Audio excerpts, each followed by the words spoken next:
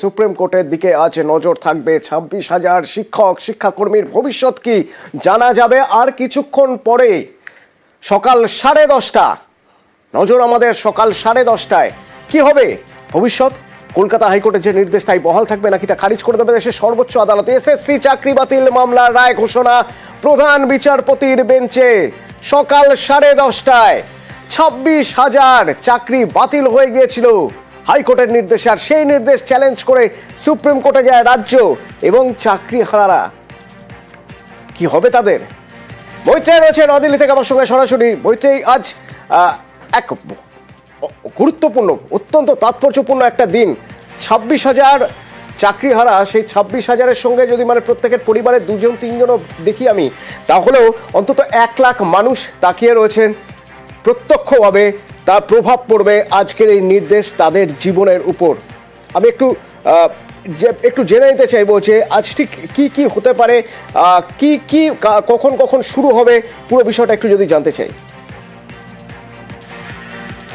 একেবারে অতনু, দেখো আজকে শুধুমাত্র যে এই 26,000 শিক্ষক অশিক্ষক কর্মী তারাই তাকিয়ে রয়েছেন সর্বোচ্চ আদালতের দিকে তাই নয়, তাদের পরিবার পরিজনেরাও কিন্তু তাকিয়ে রয়েছেন সরাসরিভাবে, যাদের জীবন ইম্প্যাক্টেড হতে পারে। এবং তার সঙ্গে সঙ্গে কিন্তু তাকিয়ে রয়েছে রাজ্য সরকার, মধ্যশিক্ষা পর্ষদ, এসএসসিও এবং যারা মূল আবেদনকারী ছিলেন তাদের তরফ থেকেও কিন্তু তাদের আটটি রয়েছে। কিভাবে এই মামলার শুনানি, একেবারে যদি বলা যায় যে 2024 সালের 22শে এপ্রিল যখন হাইকোর্টের ডিভিশন বেঞ্চ তারা এই রায় দেয় 25,753 প্রায় 26,000 চাকরি বাতিলের নির্দেশ তারা দেয়, এবং তারপরেই কিন্তু প্রথমে মধ্যশিক্ষা পর্ষদ, তারপর স্কুল সার্ভিস কমিশন, রাজ্য এই রায়কে চ্যালেঞ্জ করে তৎকালীন প্রধান বিচারপতি ডিওয়াই চন্দ্রচূড়ের বেঞ্চে তারা হাজির হন। এবং তৎকালীন প্রধান বিচারপতি ডিওয়াই চন্দ্রচূড়, প্রসেস বহুদিন ধরে চলা এক বিষয়, যে বিষয়ে দিল্লিতে গিয়ে পৌঁছেছে এখন রাজ্যের বাইরে দিল্লি। দেশের সর্বোচ্চ আদালতের প্রধান বিচারপতির দিকে নজর রয়েছে আমাদের আজ। তিনি কি নির্দেশ দেন, কোন দিক নির্দেশ দেন তিনি, তাই না মৈত্রেয়ী? একেবারেই দেখো, দীর্ঘ শুনানি হয়েছে এবং শুধু প্রধান বিচারপতি একজনই নয়, 2জন সুপ্রিম কোর্টের প্রধান বিচারপতি তারা এই মামলা শুনেছেন। প্রথমে ডিওয়াই চন্দ্রচূড়, তারপরে নতুন বিচারপতি হিসাবে সুপ্রিম কোর্টের প্রধান বিচারপতি হিসাবে দায়িত্বভার গ্রহণ করেছেন বিচারপতি সঞ্জীব খান্না, এবং তিনি এই মামলার শুনানি করেন। এবং মামলার শুনানি শেষ হয় 10ই ফেব্রুয়ারি, গত 10ই ফেব্রুয়ারি। এবং বারবার প্রধান বিচারপতি সঞ্জীব খান্নার বেঞ্চ বারবার তারা এটা জানতে চাইছিলেন যে যোগ্য এবং অযোগ্যদেরকে আলাদা করা সম্ভব কিনা। শেষ শুনানির দিনেও কিন্তু তাদের এই প্রশ্নটাই ছিল রাজ্য, মধ্যশিক্ষা পর্ষদ, স্কুল সার্ভিস কমিশন এবং সিবিআই এর কাছে, যে আপনারা কোনোভাবে কি এটা বলতে পারবেন যোগ্য এবং অযোগ্যদেরকে আলাদা করতে পারছেন কিনা।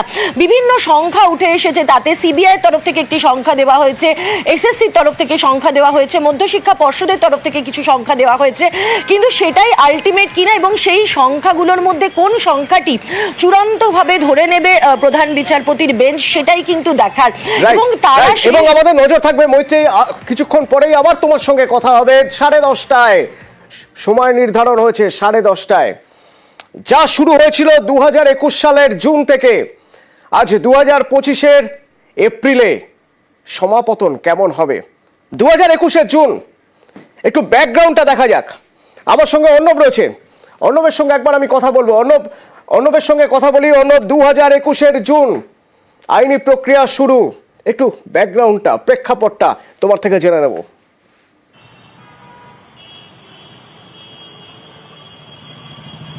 দেখো, 2016 সালের এই নিয়োগ প্রক্রিয়া এবং 2016 সালের নিয়োগ প্রক্রিয়ায় একাধিক মেরিট লিস্ট প্রকাশিত হয় এবং একাধিক ব্যক্তি যারা র্যাম্প জাম্পিংয়ের শিকার, অর্থাৎ আমার থেকে কম নাম্বার পেয়েছে, সে চাকরি করছে কিন্তু আমি পাইনি, এই ধরনের মামলা আসতে শুরু করে কলকাতা হাইকোর্টে এবং আরটিআই করে তথ্য পাওয়া না পাওয়া এরকম একাধিক অভিযোগকে সামনে রেখে এবং হাইকোর্টের একক বেঞ্চে 17 নম্বর আদালত কক্ষে 2021 সালে জুন মাসে এই অভিযোগ আসা। এবং তারপর সব থেকে বড় মন্তব্য, হাইকোর্টের অপদার্থ স্কুল সার্ভিস কমিশন, যারা 5 বছরও একটা নিয়োগ সম্পূর্ণ করতে পারে না, এবং যিনি বলছিলেন বিচারপতি গঙ্গোপাধ্যায়, তিনি একসময় এসএসসির আইনজীবী ছিলেন। এবং সেই মামলায় ওই বছরই নভেম্বর মাসে সিবিআই তদন্তে নির্দেশ হয় সন্দীপ প্রসাদের মামলায়, গ্রুপ ডির মামলায়। এবং তারপর 4টে নিয়োগ প্রক্রিয়াতে, গ্রুপ ডি, গ্রুপ সি, নবম দশম, একাদশ দ্বাদশ, সিবিআই তদন্তের নির্দেশ রয়েছে। কিন্তু তার থেকে যেটা গুরুত্বপূর্ণ, সিবিআই নয়, আসল কাজটা যারা দুঁদে আইনজীবী কলকাতা হাইকোর্টের, তারা বলছেন আসল কাজটা করেছে হাইকোর্ট নিযুক্ত ফ্যাক্ট ফাইন্ডিং কমিটি। অর্থাৎ সিবিআই এর ওপর ভরসা কলকাতা হাইকোর্ট করেনি।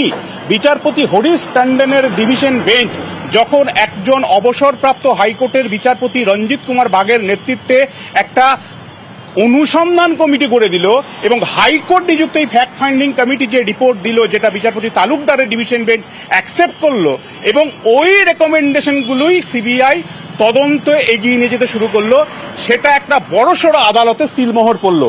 এবং এই বাক কমিটির রিপোর্ট, যেটা হাইকোর্ট না করেনি, যেটা সুপ্রিম কোর্ট না করেনি, সুপ্রিম কোর্ট বাক কমিটির রিপোর্টের পর একাধিক মামলা, এসএলপির কার্যত ভুরি ভুরি এসএলপি, সেই জায়গায় সুপ্রিম কোর্ট একজন আদালত বান্ধব নিযুক্ত করলো, অর্থাৎ অ্যামাইকাস কিউরি অ্যাপয়েন্ট করলো।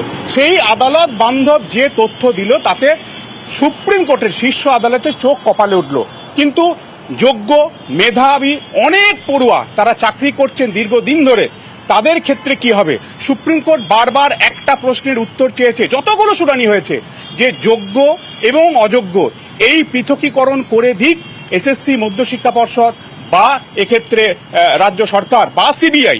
কিন্তু দেখা গেছে শেষ দিন পর্যন্ত এই চারটে সংস্থা, মূল সংস্থা হিসাবে এই চাকরি পরীক্ষা কন্ডাক্ট করার যাদের কাঁধে ছিল আর্টিকেল 12 অথরিটি হিসেবে স্কুল সার্ভিস কমিশন, তারা বলছে 5,485টা অযোগ্য চাকরি।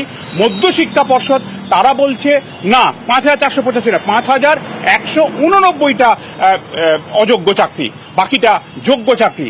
রাজ্য সরকার রিপোর্ট দিয়ে বলছে সিবিআই যে চার্জশিট দিয়েছে তদন্তের শেষে, সেখানে 4,327টা অনিয়মের চাকরি এবং সিবিআই বলছে মোট 8,163টা সুপারিশ করেছে, যে সুপারিশগুলো হচ্ছে অযোগ্য। আর মামলাকারীরা কি বলছে? সংখ্যাটা প্রায় 10,000-এর কাছাকাছি অযোগ্য চাকরি। কাজেই যোগ্য অযোগ্য চাকরি নিয়ে কোনো ঐক্যমত্যে শুনানির শেষ দিন 10ই ফেব্রুয়ারি পর্যন্ত পৌঁছাতে পারেনি দেশের শীর্ষ আদালতে প্রধান বিচারপতি সঞ্জীব খান্নার বেঞ্চ। কাজেই আজকে রায়ে কি আসে সেটাই এখন দেখার। দুটো বিষয়, ইন সার্ভিস টিচার যারা চাকরি করছিলেন সেখান থেকে এই সার্ভিসে এসছেন, আর যারা ব্লাইন্ড, অন্ধ, তাদের জন্য সুপ্রিম কোর্টের কোনো বিশেষ ভাবনা আছে কিনা সেটা এই রায়ের পর স্পষ্ট হয়ে যাবে। তুমি একেবারে এই বুলেটিনের শুরুতে যে কথাটা বলেছো, এটা ঠিক। এমন কোনো গ্রাম পঞ্চায়েত, এমন কোনো গ্রাম পাওয়া যাবে না 2016 সালের এসএসসির এই নিয়োগ প্রক্রিয়ায় একজন পড়ুয়া সেই গ্রাম থেকে অন্তত চাকরি পায়নি। কাজেই এর যে এফেক্ট কত বড়, সুদূর প্রসারী, তা খুব সংক্ষেপে অনুমেয়।